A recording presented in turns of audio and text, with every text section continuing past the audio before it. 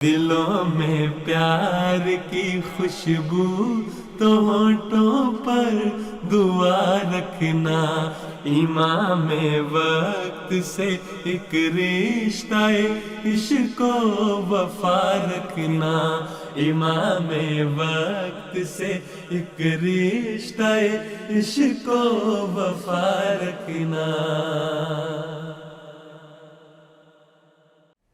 আউযুবিল্লাহি মিনাশ শাইতানির রাজিম বিসমিল্লাহির রহমানির রহিম। ছোট বন্ধুরা, আসসালামু আলাইকুম ওয়া রাহমাতুল্লাহি ওয়া বারাকাতুহু। আশা করি তোমরা সবাই আল্লাহ তাআলার অশেষ ফজলে ভালো আছো। তোমাদের সামনে আমরা উপস্থিত হয়েছি ছোটদের জন্য হুজুরের খুতবার একটা নতুন পর্ব নিয়ে। তোমাদের তো জানাই আছে আমাদের এই নিয়মিত আয়োজনের উদ্দেশ্য হলো হুজুরের জুমার খুতবা, যেটা আমাদের সবার জন্য যুগ খলিফার তাজা দিক নির্দেশনা, সেটা একটু সহজ ভাষায় এবং তোমাদের মতো করে সহজবোধ্যভাবে উপস্থাপন করার চেষ্টা করা। আর আজকে আমরা হুজুরের 29শে মে 2026 তারিখের খুতবা নিয়ে আলোচনা করতে এসেছি। আলোচনা করার জন্য আমাদের সাথে দুজন প্যানেলিস্ট স্টুডিওতে উপস্থিত রয়েছে, জহুর এলাহি এবং মুনিস কামাল। আসসালামু আলাইকুম ওয়া রাহমাতুল্লাহি ওয়া বারাকাতুহু। ওয়া আলাইকুম সালাম ওয়া রাহমাতুল্লাহি ওয়া বারাকাতুহু। তোমরা ভালো আছো? জি উস্তাদ জি, আপনি কেমন আছেন? আলহামদুলিল্লাহ ভালো আছি। এবার তো হুজুরের জুমার খুতবা ছিল ঈদের একদিন পরেই, তাই না? জি উস্তাদ জি। ঈদের হইচই আনন্দ, এটাতে আবার হুজুরের খুতবা শুনতে ভুলে যাওনি তো তোমরা? না উস্তাদ জি।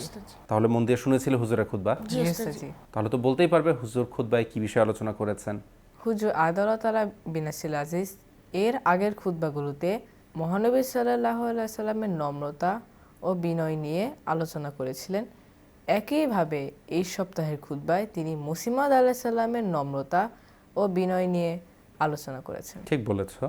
আর হযরত মসিহ মাউদ আলাইহিস সালামের বিনয় ও নম্রতার ব্যাপারে বলতে গিয়ে হুজুর আরও বেশ কিছু ঘটনাও তুলে ধরেছেন। ঠিক বলেছো। হুজুর যেই ঘটনাগুলো বলেছেন সেগুলো হয়তো তোমাদের জন্য বোধগম্য হবে, কিন্তু মূল যে বিষয়টা এটা অনেকটা কঠিন ছিল এবং এটা মূলত বড়দের জন্য বোঝার বিষয়। ছোটদের জন্য বোঝার মতো যেই বিষয়গুলো রয়েছে আমরা চেষ্টা করব সেগুলো নিয়ে আলোচনা করার। তার আগে চলো আমরা হুজুরের খুতবা থেকে একটা ছোট্ট অংশ শুনে আসি।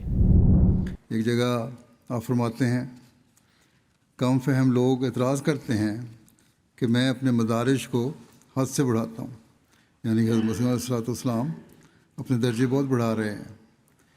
फरमाया कि मैं खुदा ताला की कसम खाकर कहता हूँ कि मेरी तबीयत और फितरत में ही ये बात नहीं कि मैं अपने आप को किसी तारीफ़ का ख्वाहिशमंद पाऊँ और अपनी अज़मत के इजहार से खुश हूँ। मैं हमेशा इनकिसार और गुमनामी की ज़िंदगी पसंद करता रहा, लेकिन ये मेरे इख्तियार और ताकत से बाहर था कि खुदा ताला ने ख़ुद मुझे बाहर निकाला और जिस कदर मेरी तारीफ़ और बुज़ुर्गी का इजहार उसने अपने कलाम में जो मुझ पर नादिल किया है। फरमाया कि ये सारी तारीफ़ और सब बुज़ुर्गी हज़रत सल्लल्लाहु अलैहि वसल्लम की ही है। বন্ধুরা, আমরা এতক্ষণ দেখে নিলাম হুজুরের খুতবার ছোট্ট একটা অংশ। তোমাদের কিন্তু মনে রাখতে হবে হুজুরের সম্পূর্ণ খুতবাই আমাদের জন্য খুবই গুরুত্বপূর্ণ এবং পুরো খুতবাতেই অনেক দিক নির্দেশনা রয়েছে। এই জন্য আমাদেরকে সম্পূর্ণ খুতবাই মনোযোগ দিয়ে শুনতে হবে এবং নোট নেওয়ার চেষ্টা করতে হবে। আচ্ছা মুনিস, খুতবায় তো কঠিন অনেক কথাও ছিল, কিন্তু মজার কিছু ঘটনাও ছিল। তোমার কোন ঘটনাটা ভালো লেগেছে? মুসিমাদ আলাইহিস সালাম তার পিতার জীবদ্দশায় যখনই তার পিতার কোনো বৈঠকে যেতেন তখন তার বড় ভাই চেয়ারে বসে থাকতেন। তখন তাকে চেয়ারে বসতে বলা হলেও তিনি মাটিতে অন্যদের সঙ্গে বসতেন। ঠিক বলেছ। দেখো, হজরত আকদাস মসিহ মাউদ আলাইহিস সালামের যে বিনয় এবং জগৎ বিমুখতা, জাগতিক সম্মান মর্যাদা এগুলোর প্রতি সম্পূর্ণরূপে নির্লিপ্ততা, এটা কিন্তু এই ঘটনা থেকে প্রমাণ হয়। মসিহ মাউদ আলাইহিস সালামের বাবা তখনও বেঁচে রয়েছেন, মির্জা গোলাম মুর্তজা সাহেব। তার কোনো সভা বা বৈঠক, হয়তো কোনো প্রয়োজনে একটা সভা হচ্ছে, বাসার মধ্যে বৈঠক হচ্ছে, তো স্বাভাবিকভাবেই তার বড় ছেলে মির্জা গোলাম কাদের সাহেব, তাকেও চেয়ার দেওয়া হতো, তিনিও চেয়ারে বসে রয়েছেন। তো ছোট ছেলে হজরত মসিহ মাউদ আলাইহিস সালাম তিনি তো জাগতিক আলোচনা বা এই ধরনের বিষয়ে তিনি খুব একটা আগ্রহী ছিলেন না। বাবা ডেকেছেন, বাবার নির্দেশ পালন করতে হবে, এই জন্য তিনি সেখানে উপস্থিত হতেন। কিন্তু গিয়ে কী করতেন? অন্য সাধারণ মানুষরা, হয়তো গ্রামের কৃষক শ্রেণীর মানুষ বা অন্য সাধারণ যারা মানুষ রয়েছে তাদের সাথে তিনি মেঝেতে মাতুর পাতা রয়েছে, মাদুরের উপর গিয়ে তিনি বসে পড়তেন। তো হজরত মসিহ ইসলামের বাবা মির্জা গোলাম মুর্তজা সাহেবের এটাতে কষ্ট হতো এবং তিনি ভাবতেন যে আমার বড় ছেলে চেয়ারে বসে আছে, ছোট ছেলেকেও তিনি ডাকতেন, অর্থাৎ মুসলিম আলাইহিস সালামকেও ডাকতেন যে উপরে এসে আমাদের সাথে চেয়ারে এসে বসো। মুসলিম আলাইহিস সালাম কিন্তু না করে দিতেন যে আমার কোনো সমস্যা নেই, আমি এখানেই ভালো আছি। অর্থাৎ নিজেকে সাধারণ এবং তুচ্ছ একজন মানুষ হিসেবে তিনি গণ্য করতেন। নিজেকে খুব স্পেশাল বা বড় মানুষ কখনো তিনি মনে করতেন না যে অন্যদের সাথে আমিও তাহলে আমার বাবা আর ভাইয়ের সাথে ওনাদের পাশাপাশি আমিও গিয়ে চেয়ারে বসবো, এটা তিনি কখনো পছন্দ করতেন না। হুজুর কিন্তু খুতবায় আমাদেরকেও এই ঘটনার প্রেক্ষিতে একটা বিষয় শিখিয়েছেন এবং লন্ডন জলসা বা জলসার প্রেক্ষিতে তিনি এটা বলেছেন যে অনেক সময় মানুষজন জলসায় যারা আসে বা অন্য সময়ও দেখা যায় কিছু মানুষ থাকে তারা কোনো ফাংশন হলে, কোনো জামাতের প্রোগ্রাম হলে সামনের সারিতে বা যেখানে ভালো চেয়ার রয়েছে, ভালো আসন রয়েছে সেখানে বসার চেষ্টা করে। হুজুর বলেছেন এই বিষয়টা হওয়া অনুচিত। আহমদীদের নিজেদের মধ্যে বিনয় রাখা উচিত। এবং মসিউদ ইসলামেরই আরেকটা উদ্ধৃতি হুজুর উপস্থাপন করেছেন খুতবায় যে যখন আহমদীরা কেউ কোথাও যায়, কোনো সভায় যায়, তার উচিত কোনো একটা বৈঠকে গেলে সবচেয়ে যেটা তুচ্ছ এবং সাধারণ বসার স্থান রয়েছে সেখানে গিয়ে সে যেন বসে, নিজের জন্য যেন কোনো ভিআইপি সিট অর্থাৎ কোনো ভালো এবং সম্মানিত আসন যেন সে আকাঙ্ক্ষা না করে। জলসার ক্ষেত্রে হুজুর বলেছেন যে খলিফায়ে ওয়াক্তের সান্নিধ্য পাওয়ার জন্য অনেকে চেষ্টা করে ইউকে জলসায় যেই সামনের যেই স্থান রয়েছে, গ্রিন জোন যেটা রয়েছে, সেখানে বসার চেষ্টা করে।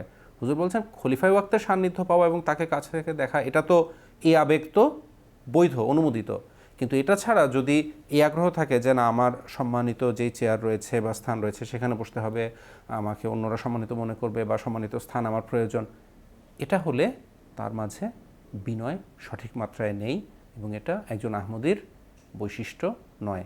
বুঝতে পারলে? জি উস্তাদ জি।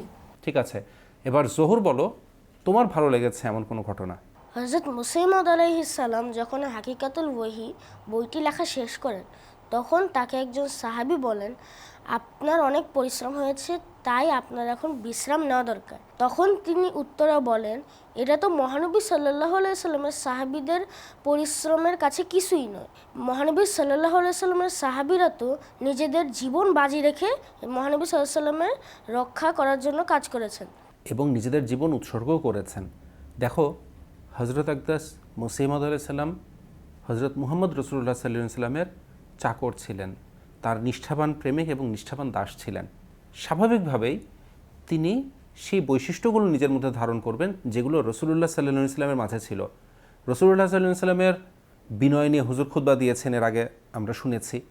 এবং রাসূলুল্লাহ সাল্লাল্লাহু আলাইহি সাল্লাম কতটা বিনয়ী ছিলেন, বাহ্যিকতা বা আড়ম্বর এগুলো যে কতটা তিনি অপছন্দ করতেন, এটা কিন্তু রাসূলুল্লাহ সাল্লাল্লাহু আলাইহি সাল্লামের ঘটনা হুজুর যখন বলেছেন তখন আমরা শুনেছি।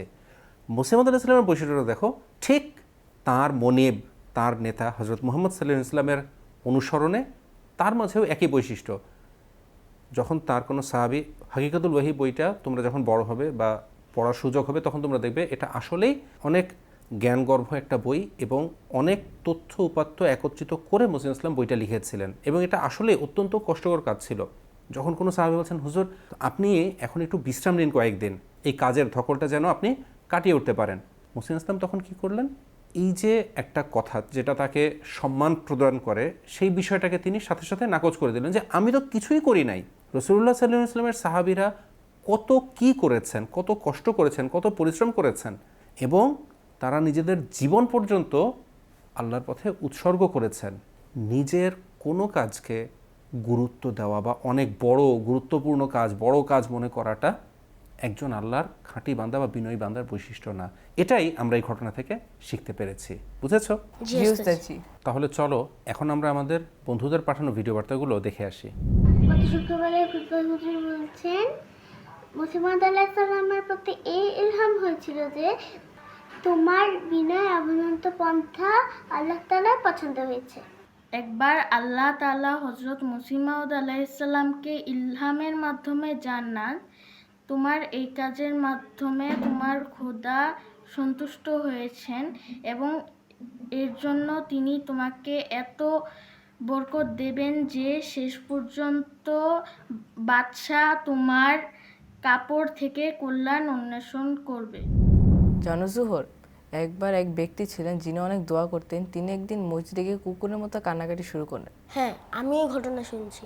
আচ্ছা ওস্তাদ জি, তিনি কুকুরের মতো কেন কান্নাকাটি করেছিলেন? খুব ভালো প্রশ্ন করেছো। দেখো এই ঘটনাটা যেটা হযরত মুসিহ আলাইহিস সালাম বলেছিলেন সেই ঘটনাটার মূল হচ্ছে একজন অত্যন্ত বিনয়ী এবং নম্র বান্দা। তিনি জানতেন যে আল্লাহ তাআলার কাছে কবুল হতে হলে মানুষকে তুচ্ছ এবং যতটুকু সম্ভব বিনয়ের সাথে আল্লাহ তাআলার দরবারে উপস্থিত হতে হয়। তিনি যেহেতু অত্যন্ত দোয়াগো মানুষ ছিলেন, খুব দোয়াকারী বান্দা ছিলেন, তিনি মসজিদে গিয়ে ভাবলেন যে আমি সবচেয়ে তুচ্ছ কিভাবে হতে পারি। তুচ্ছ হওয়ার কথা ভাবতে গিয়ে তিনি ভাবলেন সবচেয়ে তুচ্ছ এবং হীন যেই প্রাণী রয়েছে সেটা হচ্ছে কুকুর। সবসময় মানুষের এঁটো কাটা যেগুলো রয়েছে এগুলো খেয়ে জীবন পার করে, এবং মানুষ সবচেয়ে বেশি তুচ্ছতাচ্ছিল্য করে কিন্তু এই কুকুর প্রাণীটাকেই। এই কারণে তিনি ভাবলেন আমি কুকুরের মতো হয়ে আল্লাহ তাআলার কাছে হীন হয়ে এবং নিম্ন হয়ে নিচু হয়ে আল্লাহ তাআলার দরবারে আমি উপস্থিত হই। এই কথা ভেবে তিনি আক্ষরিক অর্থে কুকুরের মতো স্বরে তিনি কান্নাকাটি শুরু করেন নামাজের ভেতর। এবং মসজিদে যিনি মাওলানা সাহেব ছিলেন তিনি ভাবলেন মসজিদের ভেতর মনে হয় কুকুর চলে এসেছে, কিন্তু পরে খোঁজ দিয়ে দেখতে পারলেন যে না, আসলে একজন মানুষ এরকম শব্দ করছে। এই যে বিষয়টা, এটা কিন্তু একজন আল্লাহর বান্দার পরম পর্যায়ের বিনয় এবং নিজেকে হীন ও তুচ্ছ জ্ঞান করার একটা উদাহরণ। এই জন্য আমাদের সবসময় বিনয় অবলম্বন করতে হবে। মসিহ মাউদ আলাইহিস সালাম কিন্তু বলেছেন যে বয়াতের জন্য আবশ্যক শর্ত হচ্ছে বিনয়। বয়াত মানেই হচ্ছে নিজেকে বিক্রি করে দেওয়া। ঠিক আছে? জি উস্তাদ জি। এখন আলোচনা বেশ কিছু হয়েছে, আরও অনেক কিছুই হুজুর বলেছেন। তোমরা খুতবাটা কিন্তু আবারও মনোযোগ দিয়ে শুনবে, কয়েকবার শোনার চেষ্টা করবে, এবং যেইটুকু বিষয় বুঝতে পারো সেটা শুধু শুনলে হবে না, পালন করার চেষ্টা করতে হবে, আমল করার চেষ্টা করতে হবে। আল্লাহ তাআলা আমাকে এবং তোমাদেরকেও তৌফিক দিন, আমাদের সবাইকে তৌফিক দিন যেন আমরা এটা করতে পারি। এখন তোমাদের জন্য কুইজ পর্ব। আমি প্রথমে মুনিসকে একটা প্রশ্ন করব, তারপর জোহরকে একটা প্রশ্ন করব, দেখব কে প্রশ্নের উত্তর দিতে পারে সঠিক। আর এরপর আমি একটা টাই ব্রেকার রাউন্ড হিসেবে আরও একটা প্রশ্ন করব। ঠিক আছে? জি জি উস্তাদ জি। উস্তাদ জি। প্রথমে মুনিসের জন্য প্রশ্ন। তোমাকে বলতে হবে মসিহ মাউদ ইসলাম কাদেরকে বলেছেন যে তারা ধন্য। অপশন ক, যারা নিজেদেরকে খুব সম্মানিত মনে করে। অপশন খ, যারা নিজেদেরকে সম্পদশালী মনে করে। অপশন গ, যারা নিজেদেরকে নগণ্য ও তুচ্ছ মনে করে। অপশন গ, যারা নিজেদেরকে নগণ্য ও তুচ্ছ মনে করেন। ঠিক বলেছ, তোমার উত্তর সঠিক হয়েছে। আর প্রশ্নটা বেশ সহজই ছিল, তাই না মুনিস? জি, উস্তাদ। অপশনগুলোর কারণে। এবার জোহরের জন্য প্রশ্ন। তুমি আমাদেরকে বলবে হজরত মসিহ মাউদ আলাইহিস সালামও একবার কোনো একটি প্রাণী চড়িয়েছিলেন, সেই প্রাণীটা কি ছিল? অপশন ক, মহিষ। অপশন খ, ছাগল। অপশন গ, গরু। অপশন খ, ছাগল। ঠিক বলেছ, হজরত মসিহ মাউদ আলাইহিস সালামও ছাগল চড়িয়েছিলেন, যেভাবে করে অন্যান্য নবী রাসূলরাও ছাগল চড়িয়েছিলেন। তাহলে তোমরা দুজনই সঠিক উত্তর দিয়েছ একটি একটি প্রশ্নের। এবার একটা টাই ব্রেকার প্রশ্ন। যে সঠিক উত্তর জানো সে হাত তুলবে, আমি যাকে সুযোগ দেব সে প্রশ্নের উত্তর দেবে। যদি ভুল উত্তর দাও তাহলে কিন্তু নম্বর কাটা যাবে। ঠিক আছে? জি উস্তাদ জি। তোমরা তৈরি? জি জি উস্তাদ উস্তাদ জি। জি। প্রশ্নটি হচ্ছে হজরত মসিহ মাউদ আলাইহিস সালাম তাঁর বিনয় এবং বিভিন্ন গুণের ক্ষেত্রে কোন নবীর সাথে অনেক বেশি সাদৃশ্য রয়েছে বলে বলেছেন? মুনিস আগে হাত তুলেছ, মুনিস বলো। উস্তাদ জি, হযরত ঈসা আলাইহিস সালাম। ঠিক বলেছ, তোমার উত্তর সঠিক হয়েছে, হজরত ঈসা আলাইহিস সালাম। জোহর, তুমিও কি ভেবেছিলে হজরত ঈসা আলাইহিস সালাম? জি উস্তাদ জি, তো কিন্তু আমি একটু কনফিউজ ছিলাম তো। ঠিক আছে, তাহলে আমরা আজকের কুইজে মুনিসকে বিজয়ী হিসেবে ধরে নিতে পারি। তোমার পুরস্কার এটা নাও। জাযাকাল্লাহ। বারাকাল্লাহু লানা ওয়া লাকুম। আজকে অনেক আলোচনা হলো, তোমরা পরবর্তীতে খুতবা শুনে ভালো মতো কুইজের জন্য প্রস্তুতি নিয়ে আসবে। আর বন্ধুরা যারা নিয়মিত আমাদের অনুষ্ঠান দেখে থাকো, তোমাদের কাছে অনুরোধ, তোমরাও কিন্তু নিয়মিত হুজুরের খুতবা মনোযোগ দিয়ে শুনবে, যেন তোমরা যখন এই প্রোগ্রামে আসবে তখন তোমরাও সুন্দরভাবে সঠিক প্রশ্নের উত্তর দিয়ে পুরস্কার নিতে পারো। আজকে অনেক আলোচনা হলো, প্যানেলিস্ট দুজনকেই ধন্যবাদ জানিয়ে এবং আমাদের দর্শক বন্ধুদেরকেও ধন্যবাদ জানিয়ে এখানেই বিদায় নিচ্ছি। আসসালামু আলাইকুম ওয়া রাহমাতুল্লাহি ওয়া বারাকাতুহু। दिलों में प्यार की खुशबू तो होठों पर दुआ रखना, इमाम वक्त से एक रिश्ता इश्क वफा रखना, इमाम वक्त से एक रिश्ता इश्क वफा रखना।